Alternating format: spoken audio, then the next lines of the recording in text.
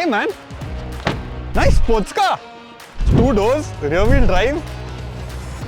And if I'm not wrong, this also has an automatic. But what are you doing over here? The road is like over there, 1 mile away. Yeah, I know this Thar loves Thar, but you know what? It is rear wheel drive and we haven't made a drift video in a long time. Speaking of which, that's Sirish. Yeah, Atish. What? You left me behind, man. Yeah. Okay, enjoy. And Anand, what is this doing here? Isn't the road a mile away? See, everyone doesn't own an AMG, alright? You gotta make a drift video with the Thar. Oh, not bad, yeah. Let's go, boys. How did I end up with this?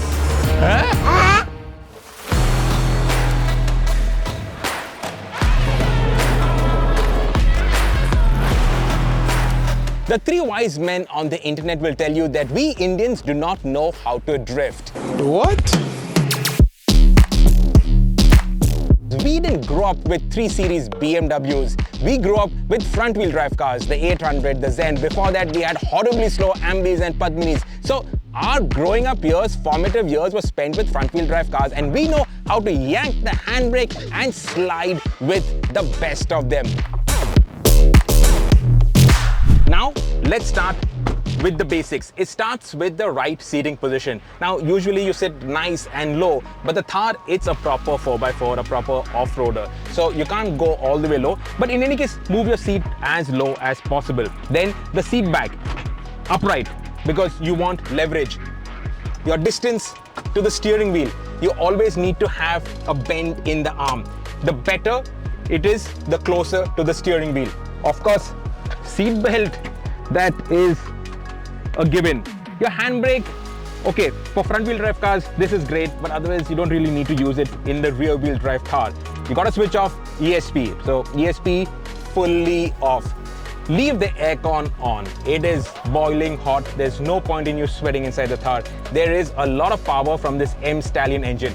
And then the most important, the helmet. The helmet is your most important tool over here. When you are drifting, things can go wrong. The rear could possibly catch a rut in the track. Anything can happen. Something will come across and you will not be aware of it.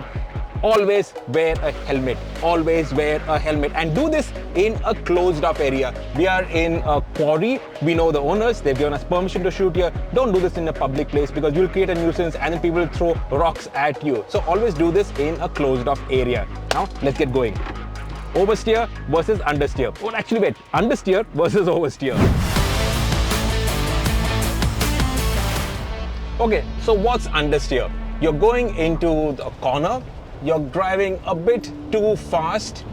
You're driving into the corner, you're turning, oh my god,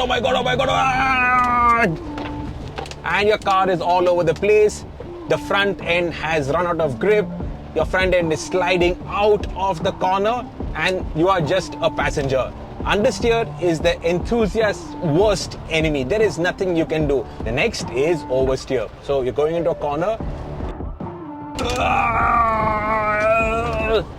and your tail has come out, and obviously you've done nothing to address the fact that your tail has come out and you have spun, which is also horrible. But what we're going to teach you is how to put the car into an oversteer situation and then catch it.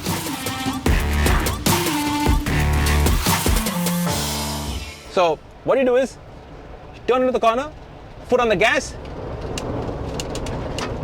your tail has come out, and you've applied counter steer, corrective lock, a dab of oppo, as those old school journalists used to say. So that is oversteer. That's how you get the car to slide out. Now let's refine your technique. So in the Mahindra Thar, lots of power, okay? But you want to keep the engine on the boil. When you keep it in drive, it can run out of juice. So what you need to do is put it into the sport mode, the manual mode, and then keep it in first or second. So let's start with first. Okay, so now in first, I have got lots of power, so I can hold the slide. So you floor it, you got your tail out,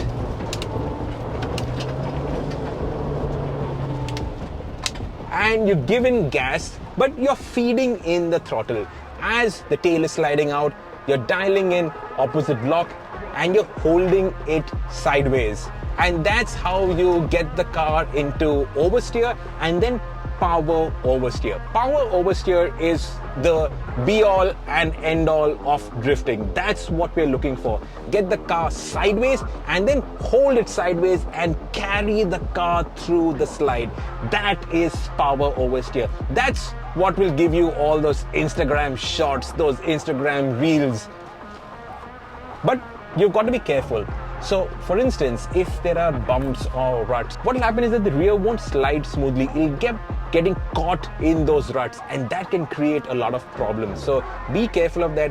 As you go round and round in the same space, that's when you start creating ruts, and your own ruts will get you into trouble. So just be aware of that.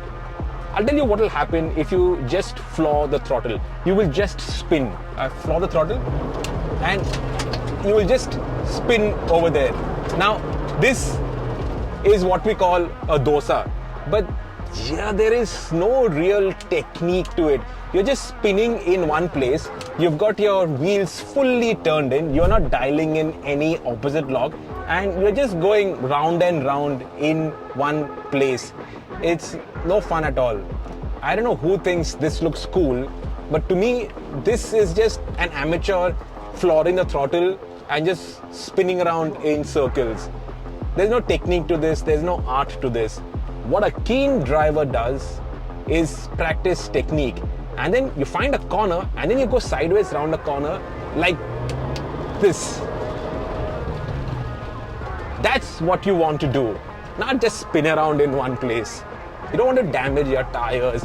Doing all of this is going to chew up your tires. So there's no two ways about that. Maybe you have an old set of tires to do all this. You can also bump up the pressure. So the rear pressure, bump it up by 10, 15 PSI. So it's easier to slide, but your tires are going to get chewed up. Apart from that, nothing going to happen. This is a strong automatic gearbox. This is a strong engine. In fact, the Thar is great to do all of this. It's got coil springs at the rear. Now, there is a new Enzo Cutlet pickup truck, but that has got leaf springs at the rear. I have tried it sideways around here and it can get really hairy, whereas this is actually very planted and very smooth.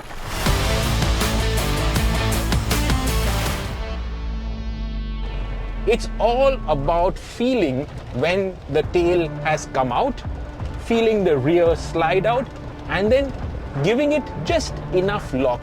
Not too much lock because then it's going to snap around the other way. So just the right amount of lock. And this only comes with practice. This is not something that overnight you will be able to master.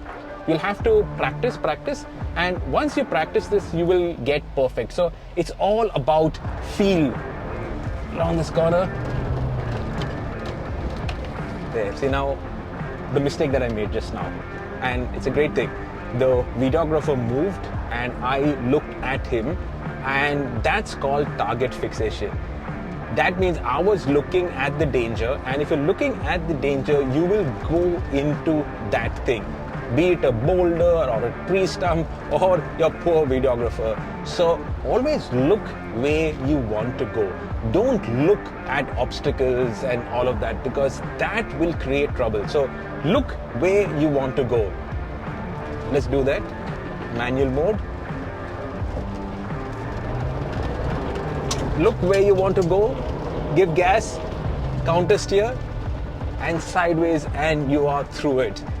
With this petrol engine, you can really have a blast. And everything that I'm telling you here is applicable for the 4x4, because the 4x4, when you put into rear wheel drive, it is rear wheel drive. So you can do all of this with your rear wheel drive Thar.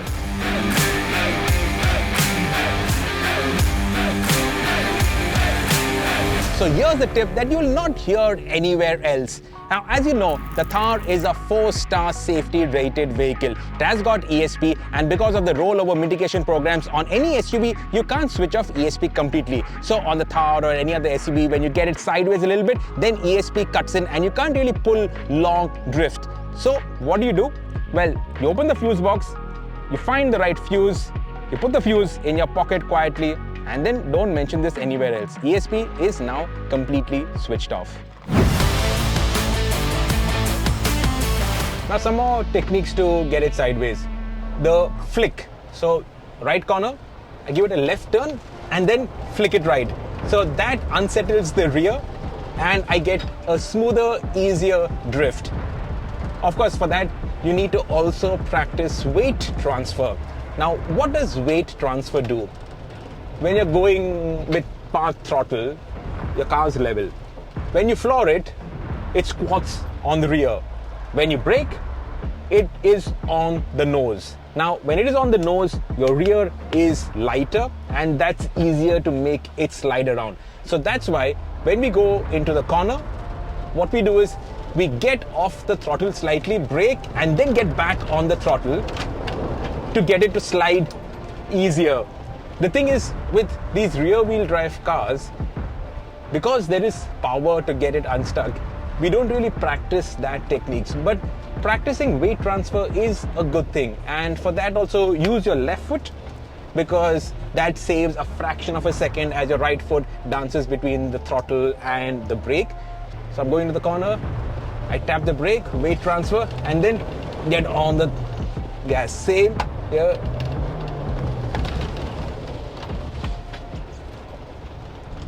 Next, I'm going to show you the Scandi flick, but that's a more advanced driving technique that we will talk about in another tutorial, but I'll just give you a gist of it.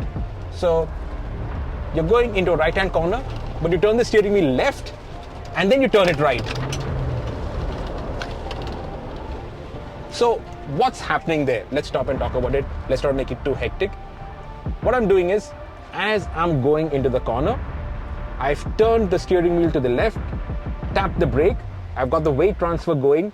Now it's getting unstuck, but in the wrong side of the corner. Then I swing the steering wheel to the right, and then that aggressive movement, it creates an inertia where the rear slides out the other way. And then obviously I get back on the gas, give it more power, the rear gets unstuck, it slides around, and that makes it easier to get the tail out and into a more dramatic slide. So that is your Scandi flick, or the pendulum as they call it. You pendulum the rear. So you go the wrong way and then you go the right way, and that gives it that motion which gives it a more dramatic slide. To end, let me talk to you about the main differences between front wheel drive and rear wheel drive. Now, in a front wheel drive car, you go into corner, you pull the handbrake, you get a bit of a slide, you dial in opposite lock, and that's it. It's a slide. In a rear wheel drive car, you carry a drift. That's called power oversteer. You're pulling a long drift. So I got this kind of skid pad over here again. Like I said, manual mode. So I got it into first, I'm starting off. Then I put it into second, 320 Newton meters of torque. That's enough and more. So now I can actually hold the slide. In a front wheel drive car, you cannot do all of this. In a rear wheel drive car, that's what you can do. And that's the beauty of drifting. And those are the tips and tricks to drift a rear-wheel drive car. Yep, the Thar is our BMW 3 Series, maybe even our Porsche 911.